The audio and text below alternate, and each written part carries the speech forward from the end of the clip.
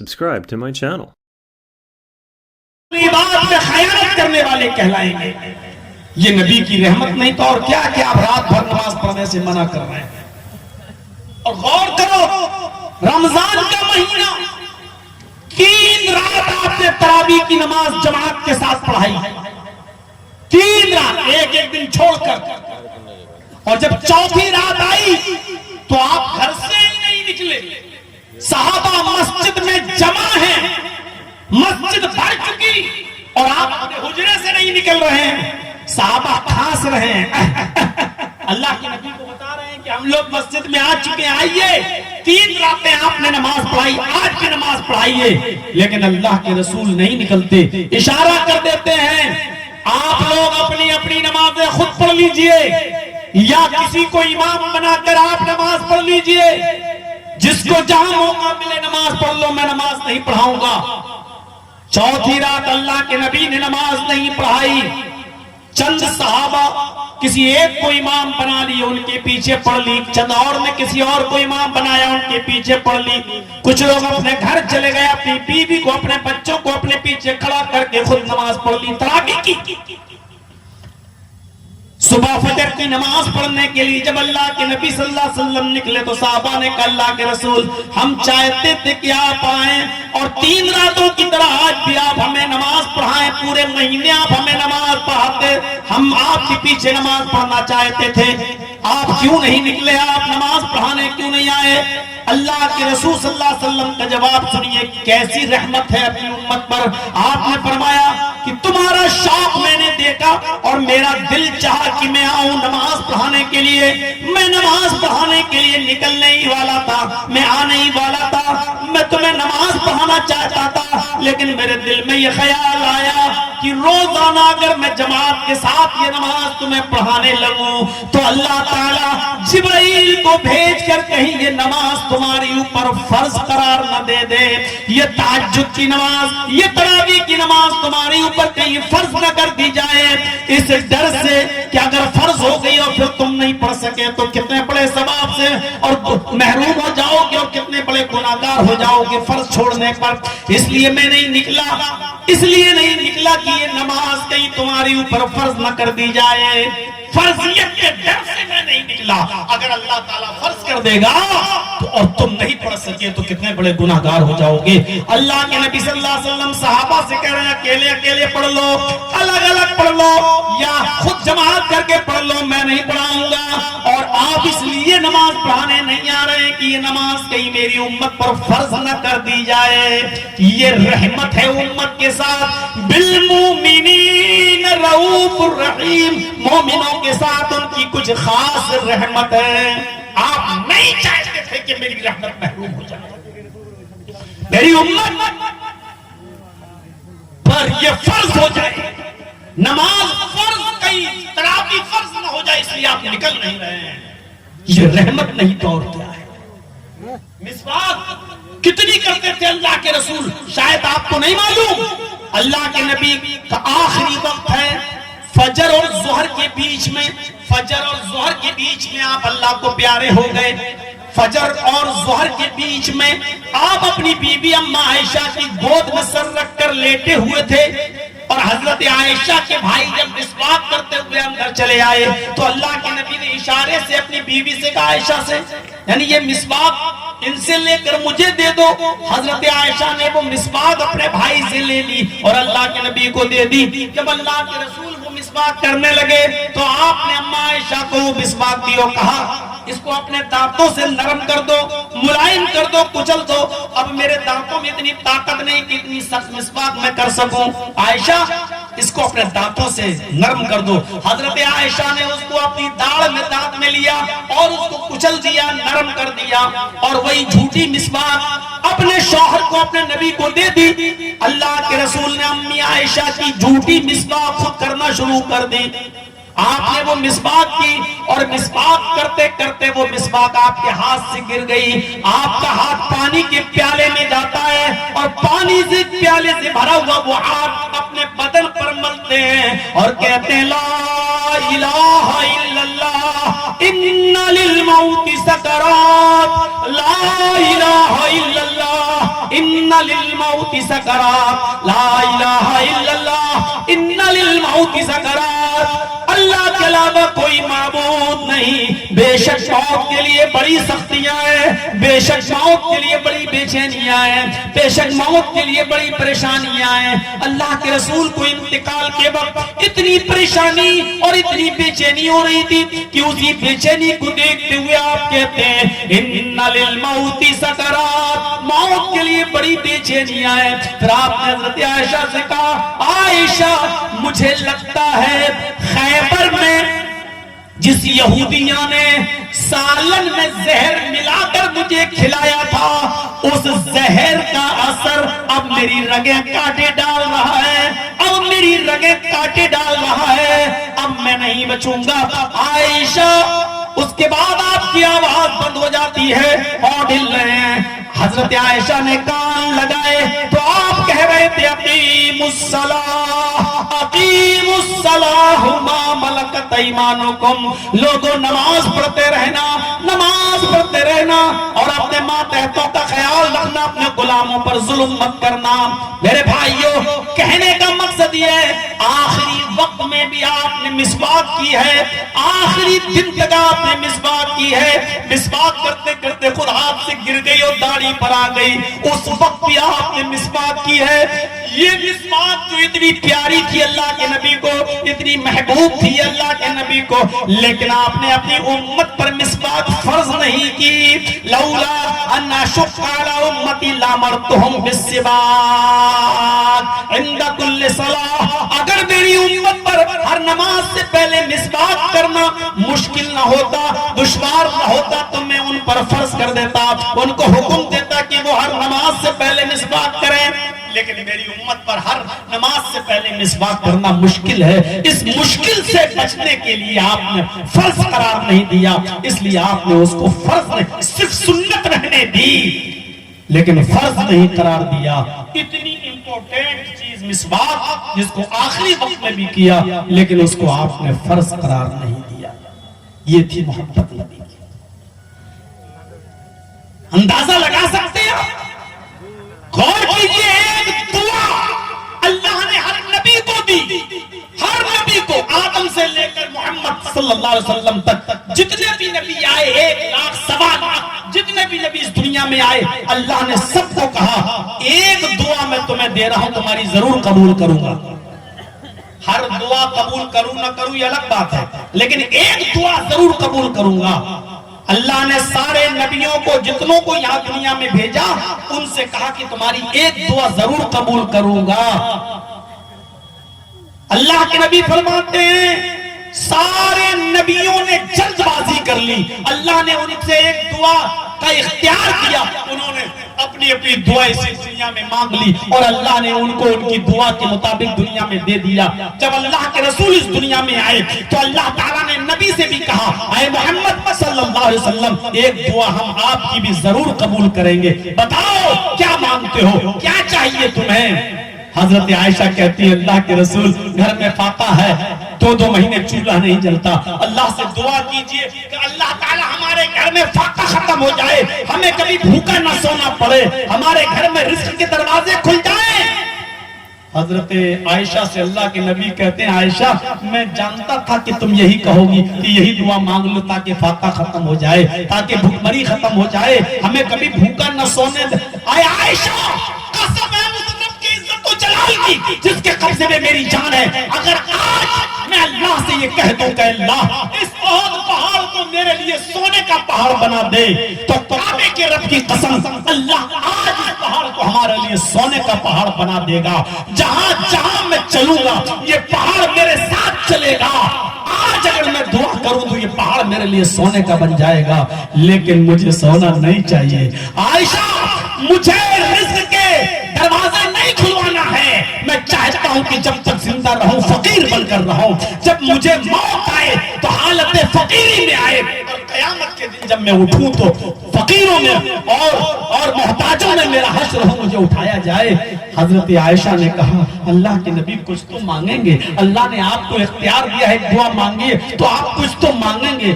آپ نے فرمایا عائشہ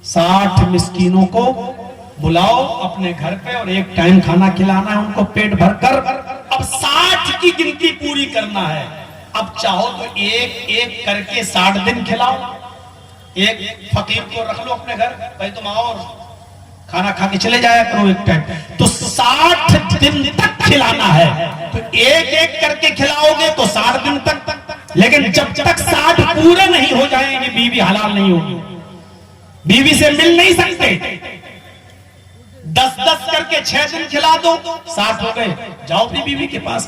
یا 60 مسکینوں کو ایک ہی دن بلا کے کھلا دو. آپ نے 60 کو کھلانا ہے, جب تک 60 پورے نہیں ہو پائیں گے, ہو جاتے ہیں تب تک بیوی حلال نہیں ہوگی. 60 مسکینوں کو کھانا کھلاؤ. کہنے لگا اللہ کے رسول 60, آپ کو میرے گھر کی حالت معلوم نہیں. کہا کیا؟ کہا اللہ کے رسول میرے گھر میں خود ہمیں کھانے کو نہیں ملتا. شام کو کھا لوں تو صبح بھوکا اٹھتا ہوں, صبح نہ جائے تو شام کو بھوکا سوتا ہوں. آپ کو پتا نہیں ہے میرے گھر کی حالت. میں اپنے گھر والوں کو دونوں ٹائم کھانا نہیں کھلا پا رہا ہوں, 60 مسکینوں کو کھانا کہاں سے کھلاؤں؟ آپ نے کہا تو ٹھیک ہے رکو, میں تمہارے لیے چندہ کرواتا ہوں. اب جب نماز کا ٹائم ہوا, آپ نے نماز کے بعد اعلان کیا تمہارے بھائی سے غلطی ہو گئی اور اسی کا کفارہ ادا کرنا ہے. اس کو فقیروں میں کچھ بانٹنا, غریبوں میں کچھ کھلانا ہے. اپنے بھائی کے لیے چندہ لا کے دو, اپنے بھائی کے لیے چندہ لا کر دو. کوئی 2 کھجور لایا, کوئی 5 کھجور لایا, کوئی 10 کھجور لایا, اور ایسے چندہ ہوتے ہوتے ایک ٹوکرا بھر گیا کھجوروں کا, 10 کلو کا, 15 کلو کا ایک ٹوکرا تیار ہو گیا. اللہ کے رسول صلی اللہ علیہ وسلم نے اس صحابی کو بلایا, ادھر آؤ, لو یہ پکڑو. کہنے لگا کیا کروں؟ کہا جاؤ اور اس کھجور کے ٹوکرے کو لے جاؤ جو تمہارے بھائیوں نے تمہاری مدد کی ہے, اس کو تم اپنے قبیلے میں, اپنے خاندان میں غریبوں میں بانٹ دو. جو سب سے زیادہ غریب ہو ان لوگوں کو یہ کھجور کھلا دو, تمہاری غلطی معاف ہو جائے گی. اللہ رب العالمین تمہاری غلطی کو معاف کر دے گا, کفارہ ادا ہو جائے گا. کہنے لگا اللہ کے رسول غریبوں میں بانٹوں؟ کہا ہاں. اپنے گاؤں میں لے جاؤں؟ کہا ہاں. کہا اللہ کے رسول میں اللہ کی قسم کھا کر کہتا ہوں کہ میرے پورے گاؤں میں, میرے پورے قبیلے میں مجھ سے زیادہ غریب کوئی گھر ہی نہیں ہے. پورے قبیلے میں, پورے خاندان میں مجھ سے زیادہ غریب کوئی خاندان ہی نہیں ہے, کوئی گھر ہی نہیں ہے.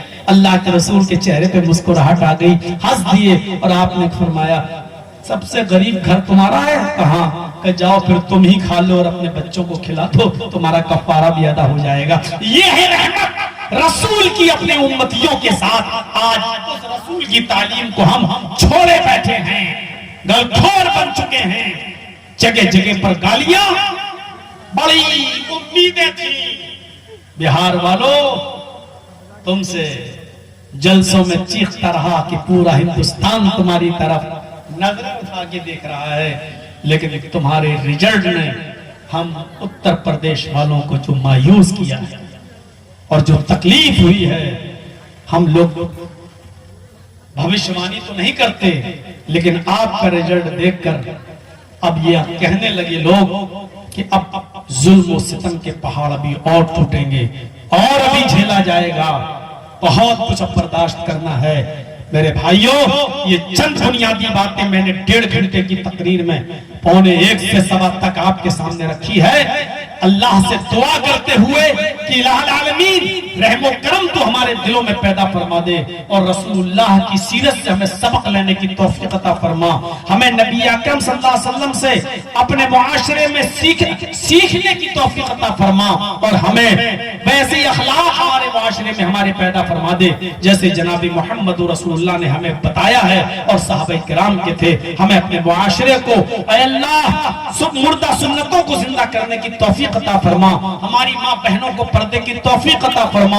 الہ العالمین آپ کی اس موجودہ نئی سرکار کو عدل و انصاف سے کام لینے کی توفیق عطا فرما اور فرمائے، اور مسلمانوں پر رحم و کرم کرنے کی توفیق عطا فرمائے۔ میرے پیارے ساتھیوں، چند منٹ میں آپ کے سامنے بیٹھ کر یہ ادارہ جس کا بہت لمبا چوڑا خرچہ ہے اس مدرسے کا، میرے بھائیوں میں تھوڑی دیر آپ کے پاس بیٹھوں گا، 5 منٹ 10 منٹ آپ ہم سے محبت کرتے رہے۔ 2023 کو بھی آپ نے بلایا تھا، 2024 میں نہیں آ سکا، 2025 میں پھر آپ کے روبرو انشاءاللہ زندگی رہی تو پھر آپ سے ملوں گا۔